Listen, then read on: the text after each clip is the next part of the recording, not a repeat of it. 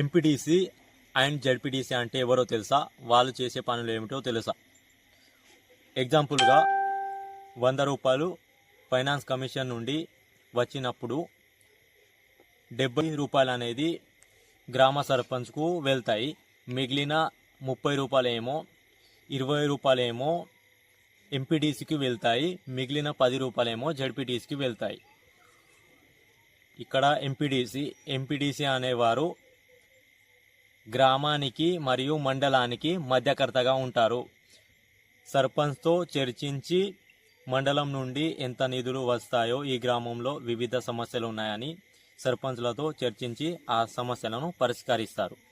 ఇంకోటి జెడ్పీటీసీ అనేవారు మండలానికి మరియు జిల్లాకు మధ్యకర్తగా ఉంటారు. ఈ జెడ్పీటీసీ గారు ఎమ్మెల్యే గారితో చర్చించి ఈ మండలానికి ఇన్ని సమస్యలు ఉన్నాయి, ఆ మండలానికి ఈ సమస్య ఉన్నది, ఇంకో మండలానికి ఈ సమస్య ఉన్నదని ఎమ్మెల్యే గారితో చర్చించి నిధులు అనేది విడుదల చేస్తారు. ఆ నిధులు ఈ సమస్యానికి ఇంత అనేది వాళ్ళిద్దరూ ఎమ్మెల్యే గారు మరియు జెడ్పీటీసీ గారు చర్చించి మండలంలో ఉన్న సమస్యలను పరిష్కరించడానికి కృషి చేస్తారు.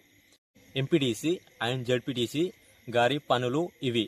వీళ్ళిద్దరూ ఈ పనులు చేస్తారు. Thank you. జై హింద్.